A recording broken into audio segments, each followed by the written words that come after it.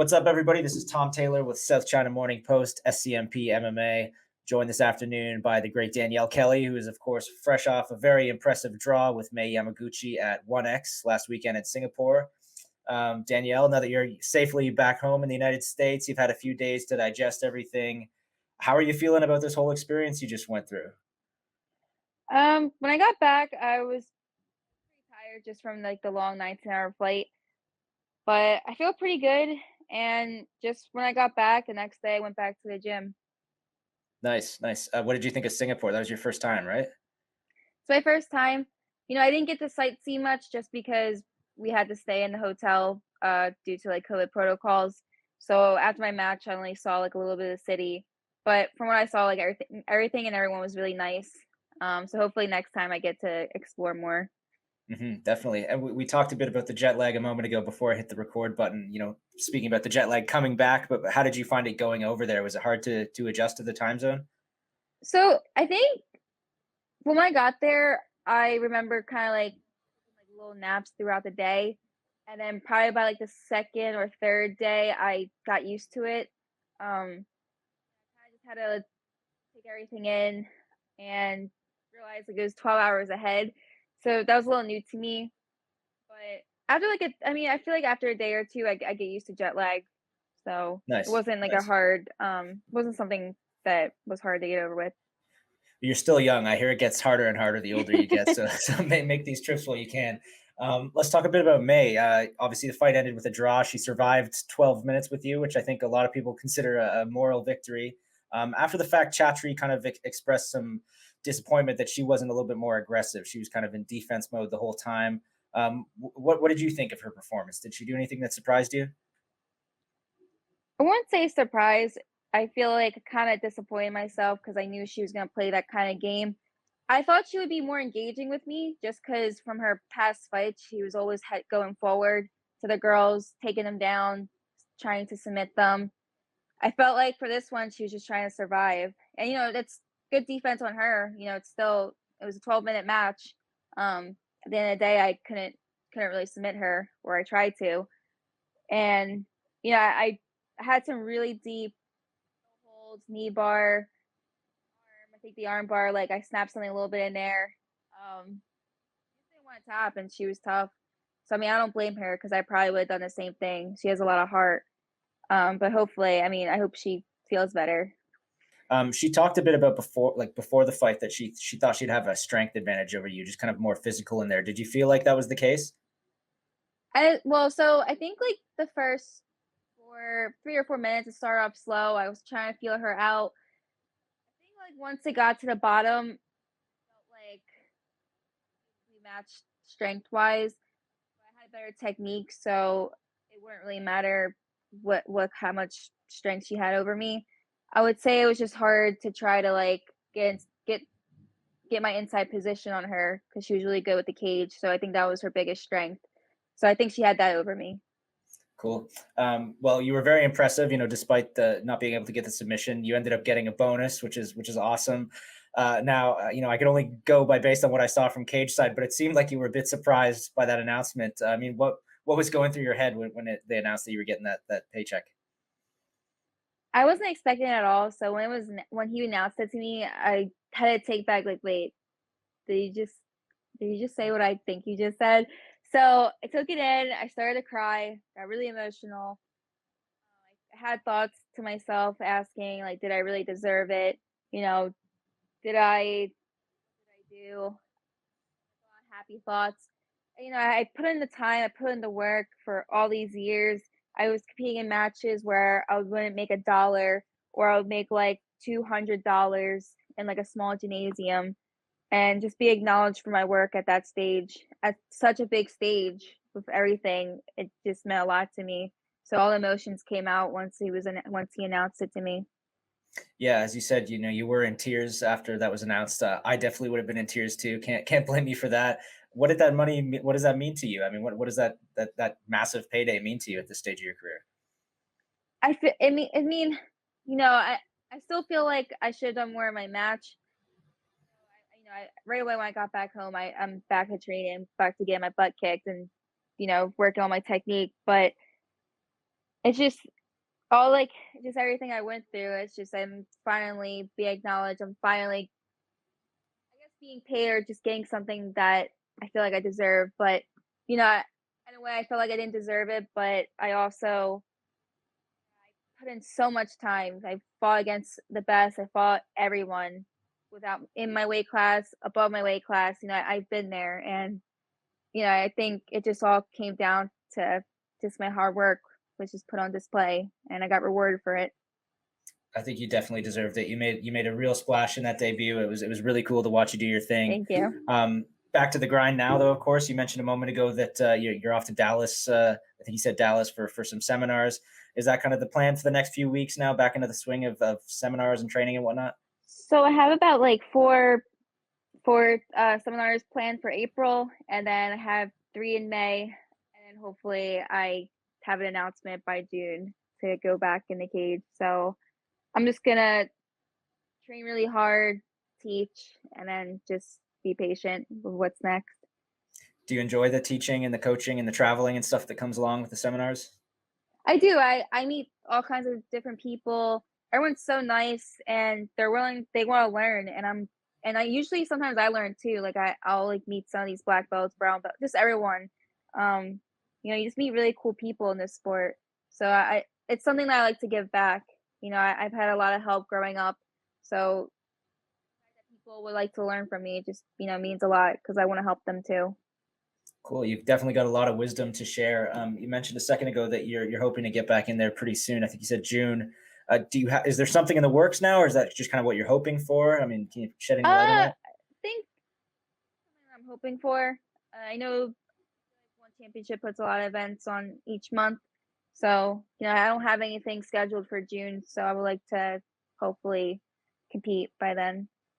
Nice. And I'm assuming like the plan for now is to stick to submission grappling, do that for a little while before the MMA stuff gets going. You know, I for this match I was just focusing on the submission grappling, but I just got back to the striking. So for this match coming up, it'll be for submission grappling, but I'm also going to be training my MMA and Muay Thai. So just want to keep busy. Right. In terms of submission grappling matches in one, I think last time I talked to you, you mentioned that you were interested in grappling with Itsuki Hirata, the Japanese girl who fought on this card. She's a judo player, obviously, so that'd be a lot of fun. Is that one you're still interested? Anybody else that you're kind of keen to get in there and grapple with in one? I mean, you know, I know she's a judo black belt. I'm not really sure what's her grappling background, but you know, just from her MMA, her past MMA fights, she's had really good submissions. You know, I also saw Angela Lee hit off like a really good twister attempt. I've been working on those. I love those. So it'd be cool to have a match with her. She's been fighting and grappling for a while. Who's a black belt as well. You know, I see a lot of people tagging me and Michelle Nicolini. If she makes 115, I would love to go against Michelle Nicolini. She's a superstar as well in the grappling world, a veteran. Um, there's like a few other black belts. I can't really pronounce their names, but those are like the few that can come off the top of my head. Yeah, I mean, you've got so many cool options in terms of submission grappling in one. It's awesome. But of course, people are very excited about this move to MMA that you've been planning. Now, I know it sounds like it's a bit of a ways off still. You're doing this gradually, but do you have kind of a sense of when you'd like to make that happen? You know, if I plan to just train, drill every day with MMA and my grappling. So hopefully by the end of the year, if I have something, and hopefully like my coaches from here can come with me because Cool. Yeah, that's a big thing to be on my side. definitely, definitely. That sounds like it would be very helpful. What kind of opponent are you going to be looking for in that first MMA fight? Someone around your experience level, I'm guessing, or are you looking to just I jump would right like to in? have someone my experience level. You know, I feel like, I mean, I train with the best. I train with the girls who are in big fight leagues right now. I get my butt kicked, but I still do pretty well. You know, so I'm not gonna like put myself on a pedestal that far yet. But you know, I just the fact that I can hang with those kind of girls, it gives me a lot of confidence. You mentioned a few moments ago Angela Lee. She defended her title against Stan Fairtex in the main event of this one X card. Now that was like 11 hours after your fight or something, so I'm sure you had the chance to watch that. I'm guessing. What did you think of her performance in that one? So at first, the first one kind of scared me because Stamp has really good striking. But I felt like as the time went on, I feel like it would favor Angela just because she's just more she's more grounded, has a better grappling than Stamp, wrestling. Stamp has a distance and she's striking. She it's usually in favor of her. But yeah, it kind of scared me, but Angela held her own, and I believe she's the first mom champ. So I'm really happy for her and her kid and her family. Yeah, it was a cool moment for her for sure, and it was a great fight. I mean, obviously you saw it. Stan Fairtex hurt her with a body shot in the first round, and she was able to bounce back. Just a really entertaining back and forth fight. When you see a fight like that, does it does it make you excited to get into MMA, or are you kind of like, oh my god, I have to fight these people? No, it makes me excited, and just competing in the one championship cage or the circle, it made me even more pumped. I had to feel it out for a little bit. So I think that's part of why it started off really slow because it's actually my first ever grappling match inside of like a cage, being Mhm. caged around. Because most jujitsu matches, you either fall off the platform or they stop you and reset you. You don't plan for just stopping on the cage. They're not just gonna reset you like, "Oh, just, get up," and no, like, you actually have to fight off the cage or hopefully not get submitted and taken down. Um, but yeah, it just made me really pumped and, I would like to challenge myself. Cool. You and May weren't the only people doing submission grappling on that card. Andre Galvao, who's of course a BJJ legend, was on that one. What was it like sharing that card with him as a BJJ girl yourself? It felt I guess, like, I'm sharing a card with or sharing, like, a match excuse me, I'm sharing a match with a card. I don't know if I'm saying it right. It's the jet lag. It's okay. I'm sorry, I'm on the same card with Andre Gaval, and he's been doing it for since before I started jujitsu. So, that actually took, like, a little minute to kinda kick in because I was like, "Wait, I used to watch this guy when I was, like, 10 years old, and he was, super skinny, he was just a kid, and he was competing against the best, competing in the same card as him." So, it kinda took a little bit, I was like, "I'm really here. I This is where I belong." Um, I saw his match. Did you ask me, like, what I thought about his match? Yeah, yeah. I was going to ask you about that. I mean, what did you think of his performance? So I if I heard correctly, his last match was at the ADCC one with this guy Felipe. So I guess that was probably in 2019 It or was 2019. 2018, Yeah, yeah. 2019. So I mean, he hasn't competed since 2019. I think he was just really nervous a little bit, and he said in his interview that he got a little tired, and he's also like almost 40 years old. So like, what can you expect from that guy? But I still think like he held on his own against someone who's very seasoned. Against I can't even pronounce his name, his opponent, but he's good, and he didn't get submitted, so he was kind of surviving too at one point. But yeah, I mean, I have nothing bad to say. I think I think it was just kind of like ring rust. Yeah, that's a great assessment for sure. One Championship has been signing a lot of grapplers lately and announcing a lot of submission grappling matches. They actually just announced a new one today with Imanari, who's a legendary Japanese grappler. What do you think of the way that One Championship's kind of suddenly pushing into the submission grappling space? It's got to be kind of cool for you to see, right? I find it to be really good, and they take care of their athletes, and it's just cool to see that they're putting out grapplers who have been doing this for a while. Now I know they had signed Gordon for a while, Gary, Buchecha is another one. Um Mikey and the Rotolo brothers. I love the Rotolo brothers. They're very, very talented. They're gonna go really far. It's just really cool to see like those people's hard work. Their hard work is going far and it's gonna be on the big stage for everyone to see. Definitely, definitely. Well said. Just a couple more questions before I let you go. Just wrapping things up, between the bonus and all the submission grappling options you have and the MMA options you have and stuff. How good are you feeling about signing with One Championship? I'm guessing it's feeling like the right move, It feels like 50K. No, I'm just kidding. No, it feels like I made the right decision, and I'm just very happy with where I'm at in the promotion.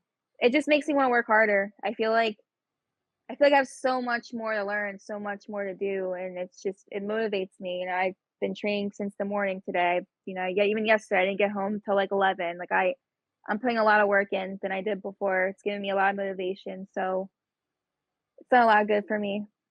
Cool, cool. I'm glad to hear that. Well, let me wrap things up with a bit of a big question here. But I mean, what are you hoping to accomplish in one championship? When all is said and done, what do you hope you've accomplished in this organization?